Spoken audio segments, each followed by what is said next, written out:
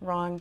I'll tell you, you will never guess. The average amount of interest paid to these payday lenders is in excess of 400%. We are talking about that today. There are programs that are being implemented locally to help those of us in this community who are using payday lenders and other predatory financial lenders, in fact, cope with our finances in a way that's less harmful to us and our families. I'm going to introduce you to some pretty powerful women on this particular topic right now. Valerie Moffitt, thank you so much for being with us today. Valerie is the program officer at Toledo LISC. Yes, how are you doing? Good. It's about time you came to visit us here. We've been trying to get you on for a really long time. Cynthia Campbell, who is actually joining us from out of state, is the director of Innovation Labs at the Filene Research Company, an expert on this particular topic. Thank you so much for coming. And those of you who have been around town for a while know Evelyn McKinney. She's the income manager at United Way of Greater Toledo, one of the premier organizations in our town when it comes to addressing issues that affect this community in negative ways. Thank you all so much for being with us this morning. I really appreciate it. Let me show you guys a little bit of information. Can I have that first graphic, please? 17 million adults are unbanked, and unbanked means that they must rely on cash and alternative financial services. 20% of all U.S. households are underbanked, which means essentially that they have an account, but they still are, those folks who might use a payday Right. They might lender. have direct deposit because employers require it, so they might have that checking account, but they're using other alternative services like payday lenders, pawn shops, check cashing, title loans, those sorts of things to get through. Yeah, and all of those folks are considered alternative financial services. Yes, is that right? Yes. So before we talk about, let's kind of give folks an overview of what the issue is here. Sure. Cynthia? Sure. Well, there's a lot of alternative financial services like those ones we mentioned, payday lenders and pawn shops and title loans, things like that, that charge the exorbitant amount of interest that you just talked about. And folks who are living a cash lifestyle, or some in the low to moderate income, are using these, which is kind of contradictory because they're the most expensive financial services out there being utilized by the poorest of those among us. Right. So it really makes no sense. And so the problem is access. So they feel like they don't have access to mainstream banking. And we're trying to change that by working with credit unions who are really created to help low to moderate income folks. It's in our charter to do so in the credit union industry. So we're trying to build products that are specifically designed for low to moderate income folks to help them use traditional banking and save more money, keep it in their pocket. Keep it in there. Well, let's just get right to what the product is, because I'm really excited about this particular product. Let's just go there. You, Valerie, you are, LISC is heavily involved in the implementation of the product. Let's tell them what the product is. Well, the product is the employer-sponsored small dollar loan, and what this will do is this will actually provide residents with an alternative to those predatory payday lenders like the check-in to cash places around town. So how it works is actually, rather than being based on your credit score, which is why a lot of folks turn to predatory lending. Absolutely, yeah. It's actually based on your employment and your tenure of employment with your employer.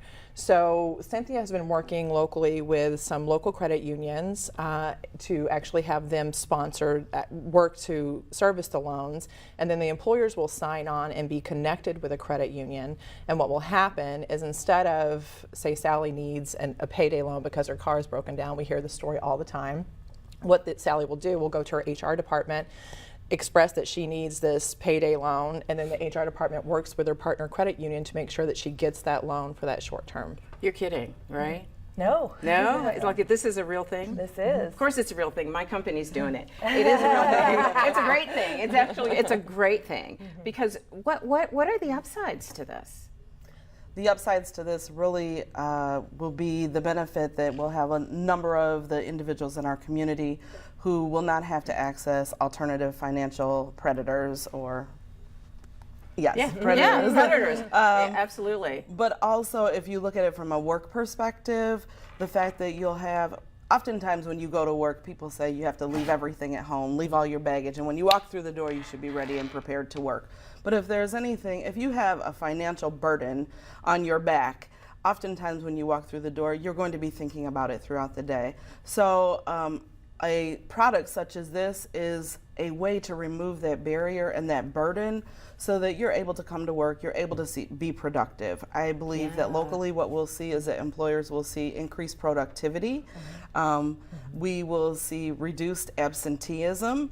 And Cynthia had a really great term yesterday she called presenteeism, which is I'm at work, but I'm really not doing anything because I'm thinking of everything heavy. else. Absolutely. Right. So there's a great return on investment for not only the employee, the employer, but also the community at large. You know, one of the things, any of you can answer this, but one of the things that I've always been amazed at is the obviousness of the solicitation from the payday lenders and the car dealerships. They certainly pander to the population that they're seeking to serve, and I get that. I mean, that's how they make their business. But to say to somebody, well, at the end of the day, this is going to cost you a whole lot more than what you could get it for someplace else, digs them deeper into a hole. Yes. It digs them deeper into a hole that they can't, that they just can't get out of, and But it's when really you're in that frustrating. situation, you don't see that you have an alternative. Absolutely. Because I'm hindered by my own credit score, I'm hindered by the fact that I need this now, I don't have a choice. Cynthia talks a lot about scarcity and scarcity of time and resources, and how we had a discussion last night, your IQ actually drops 10 points when you're in that state of scarcity. So anyone, it doesn't matter who you are. If you It affects your decision making. Absolutely, it affects your decision making. So while you have great values, your behaviors aren't enabling you, aren't allowed to match those values based on your situation. So until we bring more products to market, like the employer-sponsored small dollar loan, people are still going to be stuck in that cycle. Yeah, and I think it's until people realize that if it sounds too good to be true, it probably is. When they really start to acknowledge that. Better decisions get made. There was an article, you and I actually talked about the article in the New York Times just recently, where people were realizing when they got home and they got the first, payment book that this isn't really what I signed up for. This has such an impact. A lot of disconnect. And this loan is very clear. So when people go to payday lenders, I think sometimes they're not aware of the interest they're paying because payday lenders don't have to advertise it as an APR like banks and credit unions have to. They can say $15 per 100. Right. And to somebody a little less sophisticated financially, that sounds like a great deal. It's only $15 per 100, but you take out, 400, now you're talking $60 to take out that 400, and every time they roll that loan, that $60 comes into play again and again. And payday lenders know this, and they're set up to have consumers roll. On average, we're looking at 97% of the people who take a payday loan roll it 3 times. Wow. 63% roll it 12 times. And so when you're looking at those fees that keep coming, if you put them into APR, that's how you get to the 400% and greater. That's an average. And so with this payday loan that we're doing inside the employer, we're changing a couple aspects. We changed the design of the product to help meet the low to moderate income folks. And one of the ways we do that is we spread the repayment for 6 months. A payday loan means, yes, you're helped now, but 2 weeks later, your same old problem's gonna come crashing down on you because in 2 weeks, somebody living paycheck to paycheck can't possibly catch up. And so by extending that payment period 6 months, if they take out $500, that's less than $100 a month. It's less than $50 a paycheck. Well, now I can maybe manage it. Maybe I can eat out less or postpone getting new clothes or whatever it might be to manage this emergency that gets spread out. And so I think that's the factor of this product that makes the big difference, and also the factor that it's convenient. At the employer site, repayment comes from the paycheck, so it lowers the risk for the lender. The credit union gets more members, the employer gets happy because their employees are helped, the employee's happy, and more money stays in the community. What's the average loan? Average loan in the first pilot we did, we allowed them to go from $300 to $1,500 in their choices. The average amount was $860. So even though they could take more, the average amount was about $860. So that's a nice small loan, and it reports to the credit bureau, unlike That's payday great. lenders. Yeah, so they're unlike payday, building their credit and As in- increasing that score. Great transition into this next question. What would you say to those folks out there who are saying, yeah, but isn't this just like another loan for folks who who really have a more basic problem than that. And the more basic problem is that they're not managing their money correctly. They don't know how to manage their money correctly. And because of that, they're not living within their means. What would you say to them? That's why in our community, we're linking this with our broader community initiatives, such as the Financial Opportunity Centers. So the Financial Opportunity Centers are located in the heart of Toledo's neighborhoods. They provide free financial coaching and education to individuals so that they can set out their long-term goals. And the coach provides the environment so that they can have their behaviors meet their long-term goals over a long period of time. And instead of just offering a product in isolation, if somebody is still in a crisis, and I came to this crisis because perhaps I didn't understand what was going on in my personal finances, and I didn't have everything I needed to get to where I needed to go, we can connect them with a financial coach. And we have 3 centers currently in Toledo. We have the East Toledo Family Center Financial Opportunity Center, the Lutheran Social Services Crossroads Financial Opportunity Center, and the United North One Village Financial Opportunity Center. Yeah, we have all that information for you. We'll give it to you before we leave today, so make sure you have something to write with.